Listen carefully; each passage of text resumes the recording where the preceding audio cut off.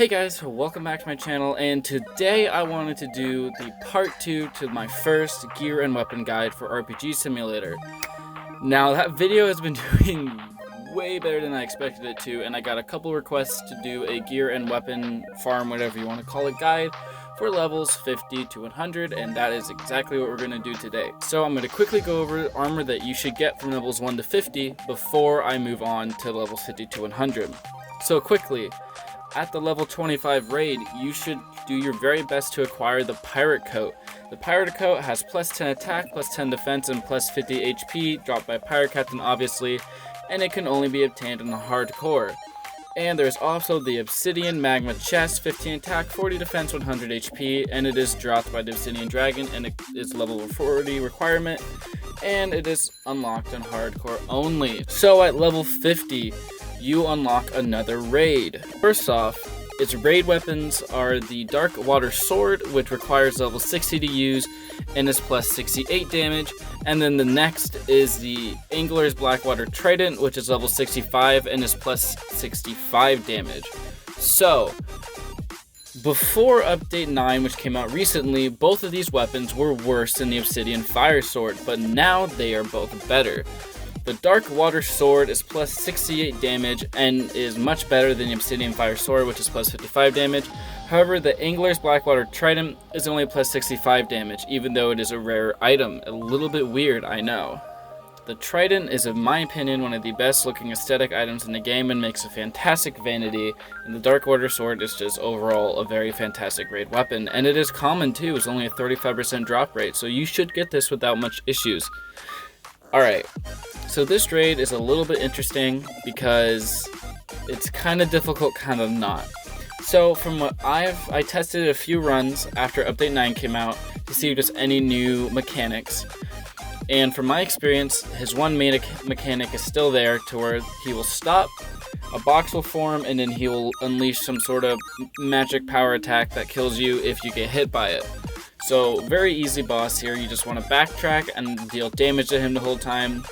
He may still have the damage phase to where waves spawn in and push you over and kill you unless you jump on a small rock that appears. I was not able to get him to do this, even though I tried for like over 10 plus runs. So if this is still in the game, I apologize for not showing it, but at least I'm talking about it. I recommend you farm him until you get the Dark Water Sword, since the Dark Water Sword is now actually a viable item. Once you get the Dark Water Sword from the Deep Sea Angler boss, I recommend you go back to Volcano and grind XP until you're level 60. At level 60, you will unlock the Shadow World. So the Shadow World has Dark Souls, Whispers, and the Dark Lord. So in this zone, the main thing you want to do is just the usual, kill mobs for XP, and then there is always the boss, which is going to be the Dark Lord. And right next to the Dark Lord, there is also a Whisperer. So what I recommend you do, and this is what I did for a while, I farmed both of these guys for a long time until I got both the best accessory possible and the best weapon drop. However, I already had the raid weapon, so the raid weapon is obviously going to be better than the swords you can get here. However, there is 2 accessories that you can get from this area. The first accessory is the Necklace of Undying, and you can obtain this by killing Whisperers at the Shadow Zone. So this has a 5% drop rate, and that is the main reason why you're killing the Whisperer as well as the Dark Lord, because this is a very effective accessory and you can get it at level 70. It is the best level 70 accessory. The other accessory from this area is the Shadow Curse Pendant. So I never was able to get this personally due to it being a super rare drop. You can only get it by killing the Dark Lord in the Shadow Zone, and it has a 0.9% drop rate, which is one of the lowest drop rates in the entire game.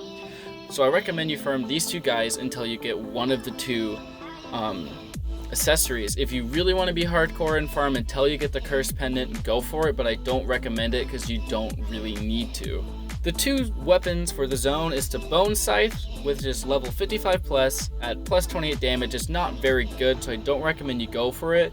And the other is the Bone Sword, level 61 plus 32 damage. Both of these weapons are very weak and really just take up inventory space, so I recommend as soon as you get them just to sell them or use them for vanity if you think they look nice. Once you're maybe around level 70ish, you should be getting a bit more powerful. I recommend you either try to get the Obsidian Dragon armor or the Dark Angler raid armor. I do recommend you get better armor than the Pirate Captain's armor before you do the level 75 raid, although it is not needed.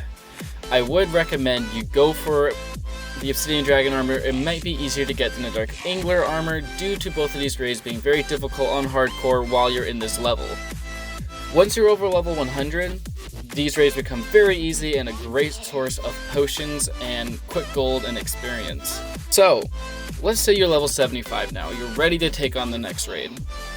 The level 75 raid is a bit more tricky. The level 75 raid is the Shadow Knight raid. So, either 3 to 4 Shadow Knights, if I recall correctly. They all have 1000 health, and they all give mad gold and mad XP when on hardcore. I haven't tested as much on normal difficulty, but I know on hardcore they give mad drops, mad XP, and it's such a good farming run. I recommend you kill all the knights due to them just giving great XP and great drops. They have a high chance to drop the Shadow Katana as well, which is one of the raid weapons. So, here in the raid, you can get the Shadow Knight Katana and Midnight. So the Midnight Blade is a level 90 plus item that does plus 85 damage. This is obtained by killing the Shadow Knight. This is the main drop from the raid. It is very difficult to get. I did not get very many of these. However, it is very effective weapon and easily the best weapon at level 90. Okay. So, the way this guy works, he's in my opinion, the most difficult raid boss so far. He has a whirlwind attack where he'll spin in a circle, dealing tons and tons of damage. You just need to back up, easy to evade. However, if you're on normal and you get him under 7,000 health, he will then spawn in a crystal which will constantly heal him and make him immune until you destroy the crystal. So, what I recommend you do is you can bait him around the crystal to where he will get stuck on the crystal walking towards you, and this allows you to safely destroy the crystal, thus killing him after. And then once the crystal's down, it will not come back. That is when you can finally kill him. And then on hardcore, the crystal appears once he's under 55,000.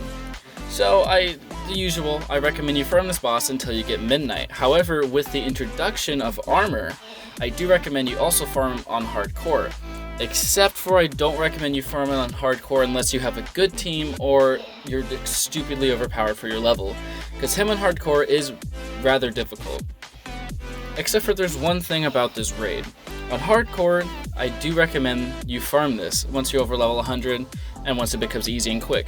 I still farm this if I need gold. I get about 40,000 a run, and I get tons of potions, tons of gear, tons of selling material, training material. It's great. I highly recommend you farm this a lot once you get to a good level to where it's easy.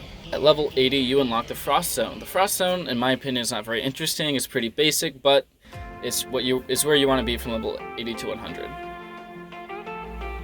In this zone, there will be snowmen, ice monsters, and Ice Queen.